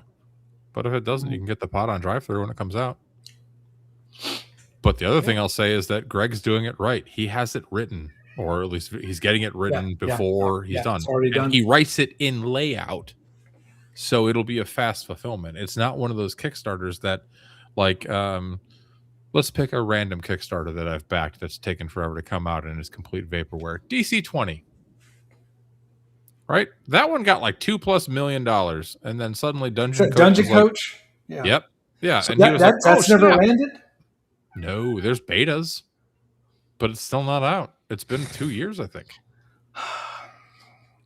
That guy, he lives in League City, not far from me. He's down in and it's super fun, sweet dude, and he's a teacher, a coach, literally, but he's got such a squirrel nature to rules and ideas.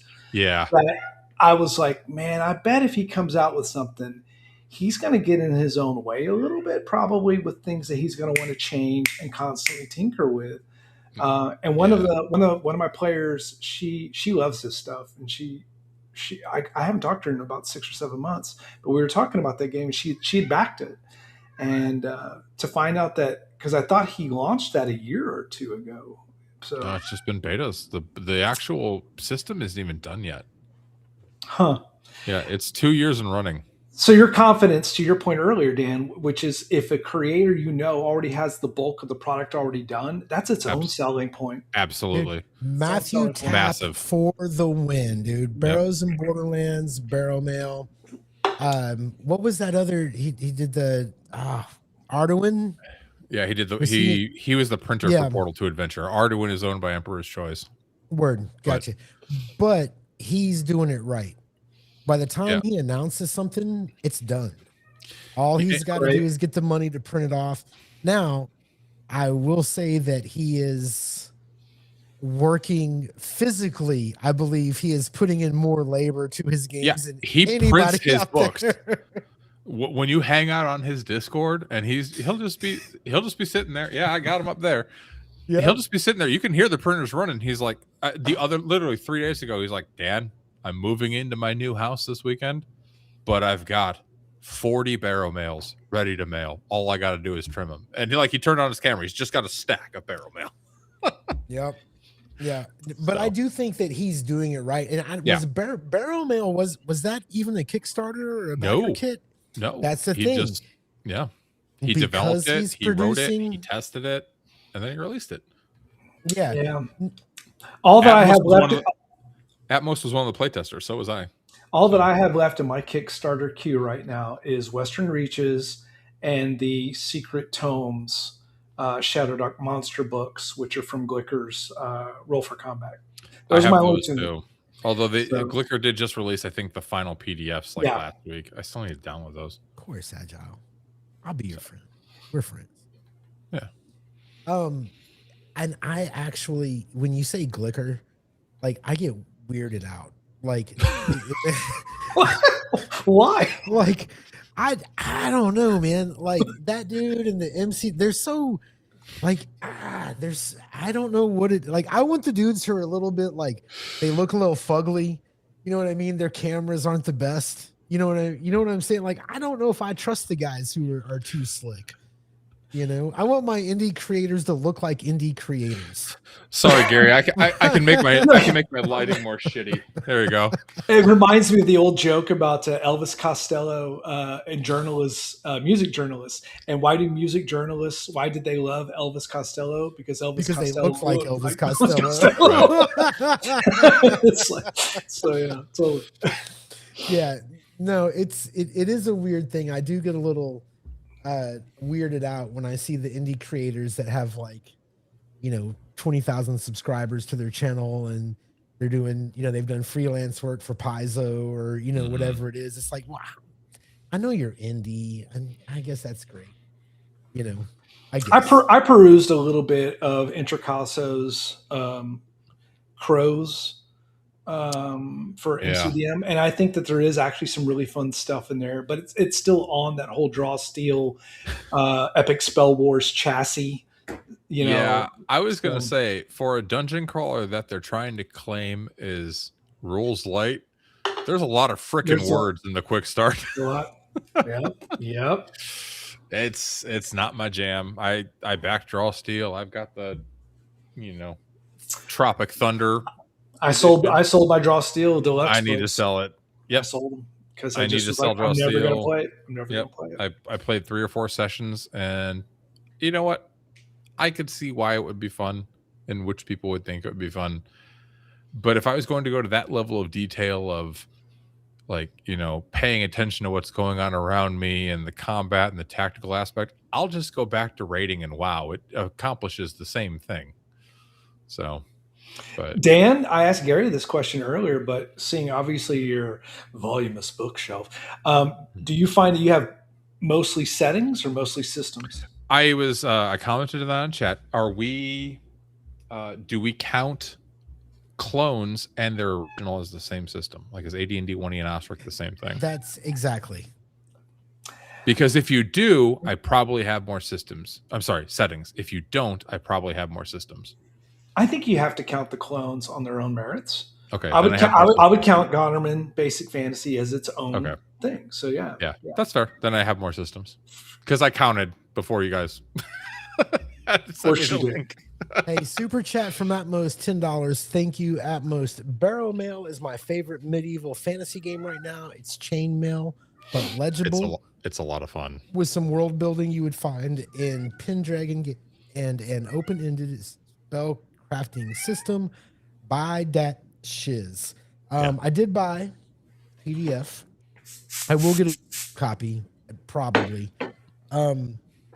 Who's gonna run a game of that for me? And see, I'm so afraid of the Barrels and Borderlands Discord server. It's so complicated. I don't know, man. Every time I go there, it's like, whoa. It is an intimidating amount of channels. I would agree. I like Discords where you can see like all of the channels and there's like 10 or 15 of them and you can process them immediately. When there's like 30 channels and I have to, or 40, like I don't go to the Arcane Library Discord anymore. There's 11 bajillion. Why? Yeah, there's no point. And all it is, oh, is Western Reaches out yet? I used to go there a lot when the Foundry system was getting developed because I play a lot of Foundry games. But yeah, I don't go there anymore. But I don't think I barely, I got to tell you the truth. I have to remind myself to go to the Second Watch Discord server. I run a game like once a week. And then there's all this chat. And then I'm like, oh, I need to do that. But to Dan's point, that's exactly what, when Matt and I were kind of bouncing stuff through, I was like, hey, man, less is more.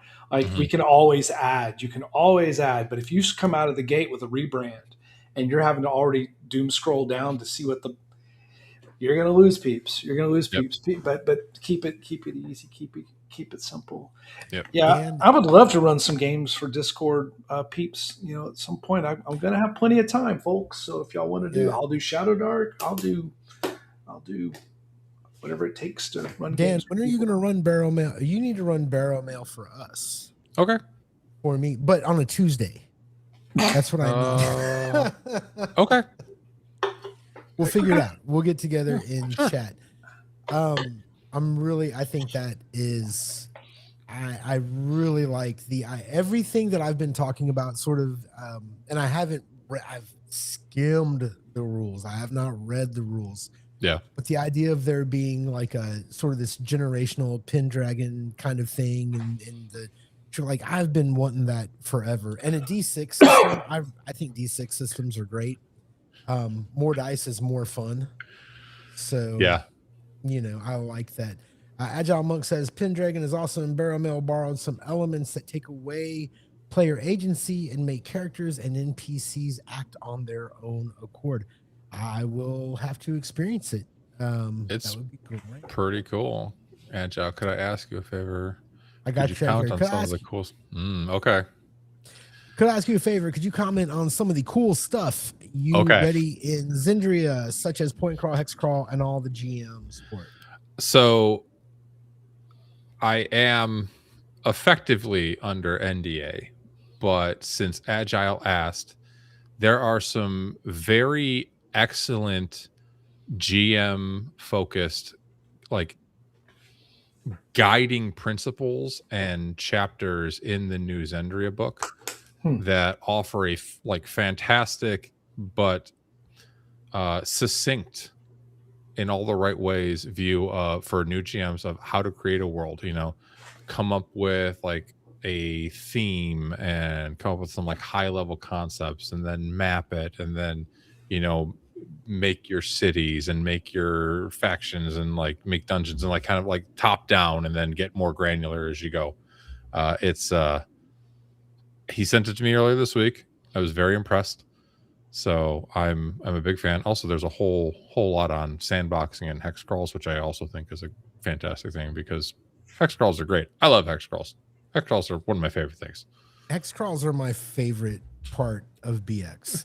I just want to get through levels 1 to 3. Sorry, I don't want to talk about BX, but I love hex crawls. No, you're good. I like BX too. I like OSE too. You made me laugh because hex crawls are like your favorite part, and the Joe the Lawyer video popped into my head where he was bitching about Isle of Dread. And he was like, you got to go around and uncover every hex. It's fucking bullshit. Wait, sorry. I got to do my Joe the Lawyer impression. That's pretty good. You gotta uncover every hex. It's fucking bullshit. Love you, Joe. Yeah. Oh, goodness.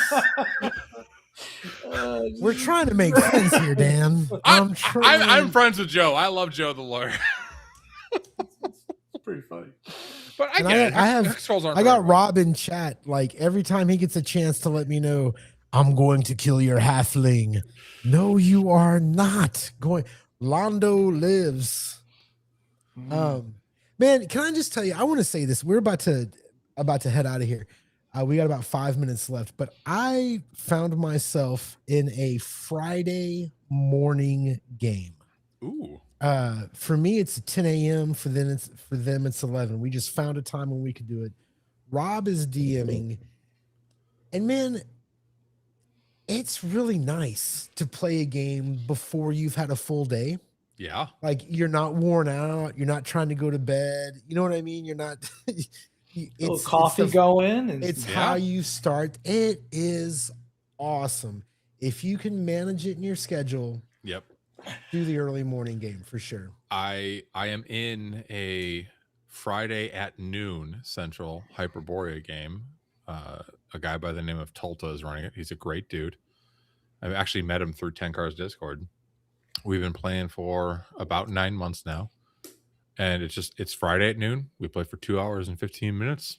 And since it's Friday, yes, I'm working, but that's also an hour of my lunch. And most people don't schedule meetings after lunch on Fridays. So if something comes up, obviously I'm going to tend to work. But it's a really nice way to cap off the work week. Mm-hmm. So yeah, it's great. Like I said, Friday is kind of a busy day for me. I've got this is my hour. If I didn't have physical therapy on Friday mornings, I would probably be all over that game right now. I don't know. I have nothing going on for 7 weeks. Is Rob running you through Overlords of Steel? Or are you doing like playtesting? No. We are, my understanding, because obviously he's the dungeon master and I don't know a lot, but my understanding is this is sort of the same world he's been running with friends and family for however long. So, I don't, if there's any of his new stuff in there, I don't know. He hasn't told me. Okay. So, we shall see, but I don't think so because we just found, what is it? Rapanathuk, whatever you want to call it. Rapanathuk? Oh my God. Yeah. Shit's about to get crazy. What are you doing Fridays, Dan? Uh-oh. Hey, super chat, $2 US. You guys are great together. Thank you. I thank you, Robert. I appreciate that. Thank you, Robert. Rob, you're running him through Rapanathuk? You monster. I love it. We haven't gone there yet. You should go there. 23 years. You should go there. We will. Awesome. We're getting there. There's a few things I think we're going to wrap up, first. Yeah. What's this say here? Oh, Rob says, never run your own stuff. Yeah, Rob, I got the Swords and Wizardry Special Edition one. Yeah. Look at that. Look, it's so pretty. Just I want to go somewhere real quick. I need to look something up. I want to go to Rapanathuk. What do you do Friday mornings, bro? Work. I can't get away with 2 games during work hours. That would be irresponsible. That would definitely be irresponsible. Also, by Friday at noon, I've definitely worked well more than 40 hours a week, so it's fine. No, I hear you. Although I don't know how hours, whatever, dude. 40 hours. I have no clue what that means in my life anymore. Got to build clients, man. Real quick, I just want to say we're about out of here. We got about 2 minutes left. I want to thank everybody for the super chats. Yep. I want to remind everybody that we do have memberships. Real quick, it has been a crazy end of summer. Besides my AC going out, kids going to school, football, and all that kind of stuff, I have fallen behind on my video making duties. We will be getting a video up pretty soon, maybe 2 or maybe a long one. I'm not really sure. Just want to talk about the schedule real quick. On 8/28, we will have Rob Alderman on to talk about his new Kickstarter. Rob was one of the first guests we had on. Rob is a great friend. I feel like if me and Rob were neighbors, we'd get in trouble for like using fireworks in the cul-de-sac. You know what I mean? Like I love that guy. He's such a good guy. After that, we have the week after Rob, we got Matt Tapp coming in to talk about wargaming and adding wargaming to your thing. Obviously, Barrow Mail. will probably show up. Cloaker, Brian, any last words? First off, Dan, again, thank you for the microphone. Having the chance to not be the detractor in the audio experience, very much appreciated. No worries, Um, brother. and just to those of you in the Discord channel, we appreciate your engagement. And if there's things that you want to see, games that you want to see run, go in looking for a game. If there's games that you want to run, go to the Watchtower, say what games that you want to run. We want to make that a community hub where people can get more games in, myself included. And then I just also wanted to say to Gary, just outstanding tonight. No Maddie here, and No subjects, no no guests. subjects, no guests, no. I mean, no we had, planned guests. Sorry, we Dan. had zero. I pulled you in. I'm not a guest. I'm just a shitlord from chat, Gary. We It's didn't. fine. We didn't Bro, have a actually- single sentence of prep for tonight. We No. were just like, oh, let's test our mics. So this is Gary doing what he does best. He's just one of the best interviewers, I think, in the medium. And but you deserve to always be remembered as the guy that got all of us together. You're the one that started Game Masters Getaway I and am a shit hosted starter. that. And but anyway, just it was awesome to be here tonight with everybody, and we appreciate you all letting Matt know we were on our very worst behavior. Yeah. Hey, Dan, thank you for coming in when I had the OSC update questions. Do you have anything you want to tell anybody before we're out of here? No, just thanks for having me on. It was super fun. You guys are great. I love Second Watch, and everybody in chat should go be a member because Second Watch is awesome. Thank you very much. All right, guys. Our watch, what's it? Our watch has ended. And we'll see you guys next week. We're talking to Rob Alderman. It's going to be a good show. See you later, Cheers, guys. everyone. Take care, everybody. I can't believe I figured out how to make this shit work. You're gonna be dangerous now. You got power. The mics aren't muted, guys. Oh, that's right. You just hit your subclass level. Yeah, that's all right. Got to